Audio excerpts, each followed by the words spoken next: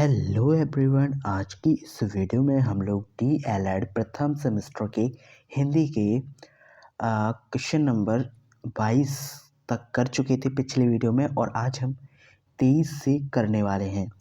तो आपको पिछली वीडियो कैसी लगी ये आपने पिछली वीडियो देखकर ही पता कर लिया होगा, तभी आप इस वीडियो में आए हो। ठीक है, तो चलिए मैं इस वीडियो को भी आपके लिए शानदार ही बनाऊंगा और आपको हर एक क्वेश्चन समझ में ज़रूर आएगा। ठीक है, तो स्टार्ट करते हैं क्वेश्चन नंबर 23 से, और हम लोग अच्छे से पढ़ेंगे इन क्वेश्चंस को, साथ ही साथ याद भी करते चलेंगे। ठीक है, तो क्वेश्चन नंबर 23 जो है हमारा वो है, वर्ड दा प्लस या से मिलकर संयुक्त वर्ड बनता है।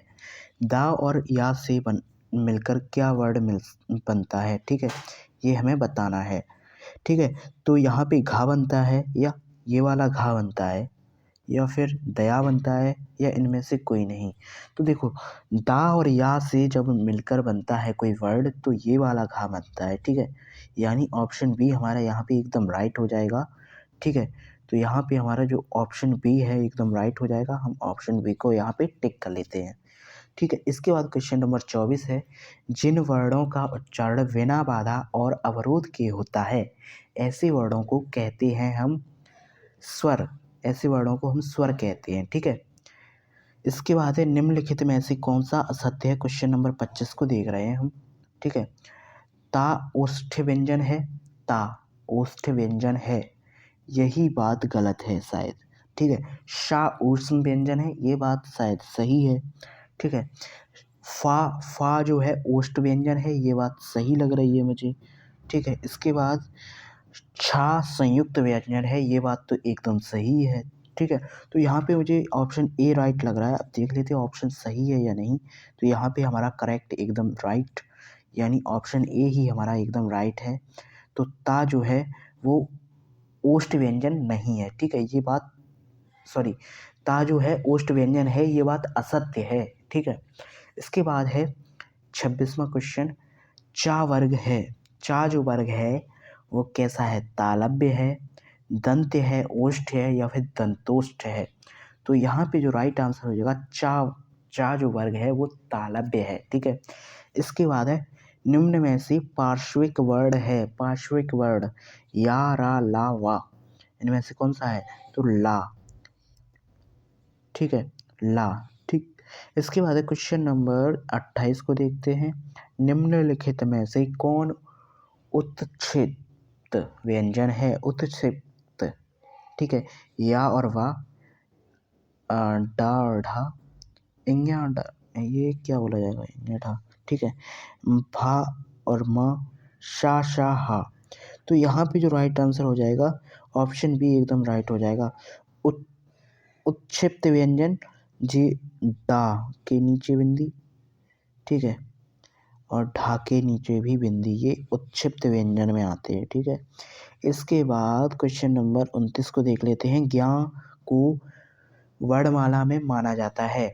ज्ञा को क्या माना जाता है, संयुक्त व्यंजन माना जाता है, दीर्घ व्यंजन माना जाता है, या फिर स्वर व्यंजन, या फिर व्यंजन। तो यहाँ पे जो हमारा राइट आंसर हो जाएगा ऑप्शन ए ही हो जाएगा, यानी संयुक्त व्यंजन माना जाता है। इसके बाद है, निम्न में से कौन अंतस्थ व्यंजन वर्ण नहीं है। या रा ला वा ये होते हैं। या है हमारा, रा है, ला है, लेकिन वा नहीं है, माँ है। तो माँ हमारा जो है राइट आंसर हो जाएगा, यानी यहाँ पे जो हमारा राइट आंसर होगा वो माँ होगा। ठीक है, तो यहाँ पे हमारा राइट आंसर माँ हो जाएगा, एकदम करेक्ट आंसर यहाँ पे माँ हो जाएगा। ठीक है, ऑप्शन डी एकदम राइट हो जाएगा। इसके बाद है क्वेश्चन नंबर 81, वर्णमाला में स्पर्शी संघर्षी भी, वर्णमाला में किसे स्पर्श संघर्षी भी कहा जाता है। वर्ग का से, वर्ग टा को, वर्ग चा को, और पा वर्ग को। ठीक है, वर्ग का को, ठीक है, यहाँ पे होना था। ठीक है, तो यहाँ पे स्पर्शी जो रहेगा वो हमारा रहेगा वर्ग चा। ठीक है, वर्ग चा, ऑप्शन सी एकदम राइट हो जाएगा। इसके बाद क्वेश्चन नंबर 32, निम्न में से किस शब्द में शुद्ध मात्रा प्रयुक्त हुई है। ठीक है, तो यहाँ पे रेणु लिखा हुआ है, रेणु, रेणु, रेणु, और रेड़ू। तो देखो यहाँ पे जो राइट हाइट हमारा जो होगा वो होगा ऑप्शन सी, यानी ऑप्शन सा रेड़ू। रेड़ू जब हम लिखते हैं तो इस तरह से लिखते हैं, ये हमारा एकदम शुद्ध रूप है। बाकी यहाँ पे जो भी ऑप्शन दिए हैं वो अशुद्ध रूप हैं। क्वेश्चन नंबर 33 को देख लेते हैं। निम्नलिखित में से कौन सा युग्म कंठ तालव्य है?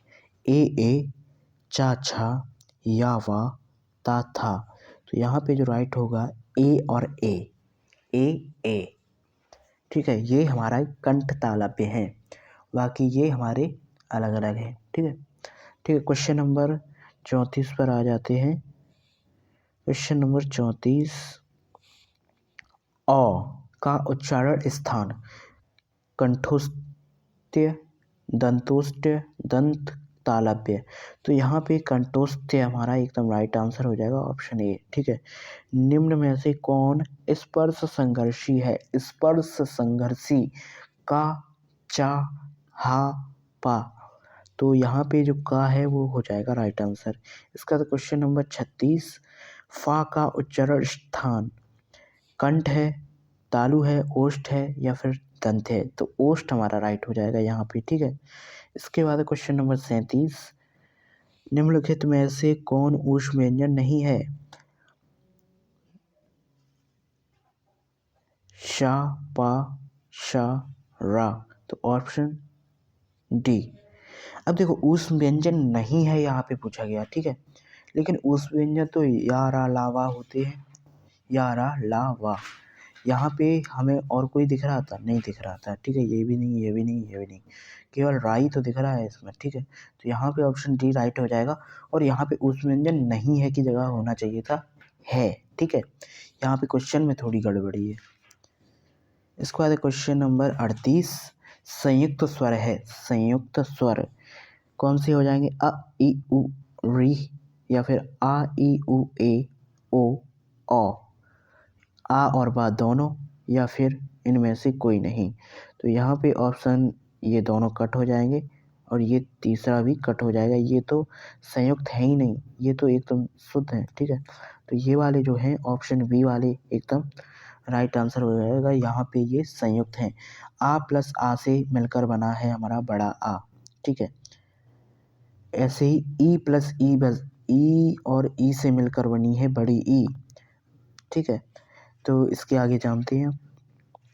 अब देखो वर्णमाला में अंतस्थ व्यंजन कितने होते हैं? 11 अलावा 4 होते हैं। ठीक है, ऑप्शन ए राइट हो जाएगा। वर्ण शा, शा, हा कौन से व्यंजन कहे जाते हैं? शा, शा, हा।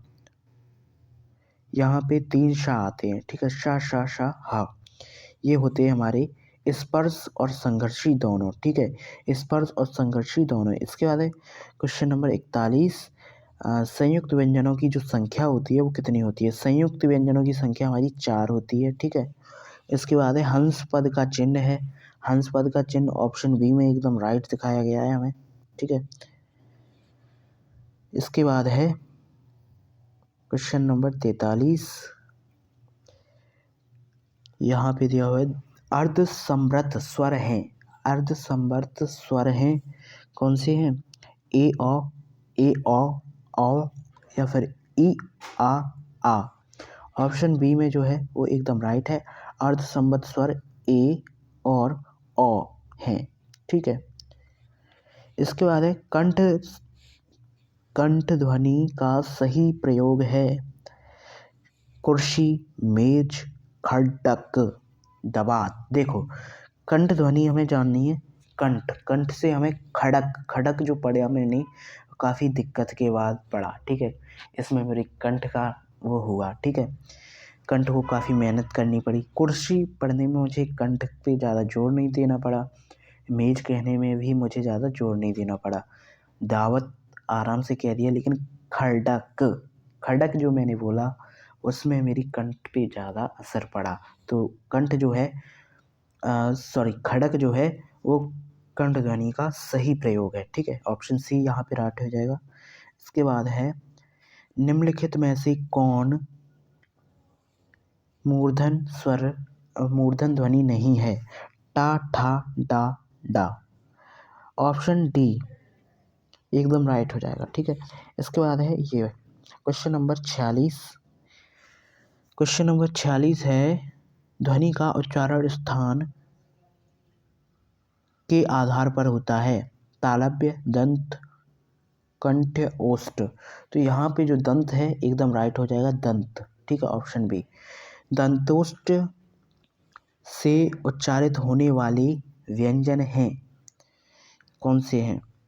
ऑप्शन आ में फा और वा, या, रा, का, चा, टा, ठा।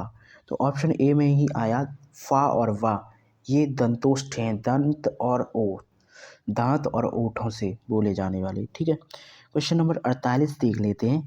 निम्नलिखित में से किस वर्ण का उच्चारण कंठ नहीं है? ठीक है, का, खा, गा, ढा, ढा। ठीक है, ढा जो वर्ड है उसका उच्चारण स्थान कंठ नहीं है, ढा, ढा। का, खा, गा, घा, ढा, ढा, ढा। इसमें शायद ये ऑप्शन डी राइट हो जाएगा, तो ऑप्शन डी यहाँ पे राइट हो रहा है। ठीक है, निम्नलिखित में से कौन संयुक्त वर्ण नहीं है? ये क्वेश्चन है हमारा। तो संयुक्त वर्ण नहीं है, ऋषि नहीं है। ठीक है, री नहीं है। ठीक है, त्रा, गे, त्र और सॉरी छे और त्रा और ज्ञा, ये तीनों चीज़ें जो हैं वो किससे मिलकर बनी है, ये आपको कमेंट में बताना है। ठीक है, इसके बाद है हमारा 15 नंबर क्वेश्चन है। अगली वीडियो में मैं आपको बता दूंगा इसका आंसर, लेकिन अभी आप लोग कमेंट करना। ठीक है, निम्नलिखित में से कौन सा सही है?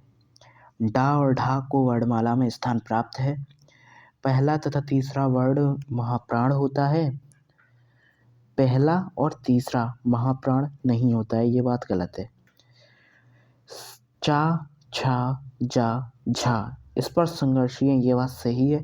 यार अलावा ऊष्म वर्ण हैं, ऊष्म वर्ण नहीं है। ठीक है, यहाँ पे ये भी गलत है, तो ऑप्शन सी एकदम राइट हो जाएगा, शा। ठीक है, इसके बाद क्वेश्चन नंबर 51। निम्नलिखित में से कौन सा सही शब्द है? परीक्षा, परीक्षा, परीक्षा या परीक्षा। तो यहाँ पे ऑप्शन बी एकदम राइट हो जाएगा, परीक्षा। ठीक है, तो आई होप आपको ये क्वेश्चन समझ में आए होंगे। इससे आगे के हम क्वेश्चन नेक्स्ट वीडियो में करेंगे, नेक्स्ट पार्ट में करेंगे। आई होप आपको ये सेकंड पार्ट बहुत ही अच्छा लगा हो। इन क्वेश्चंस को याद कर लेना। बाकी हम मिलते हैं अगले वीडियो में। Thank you.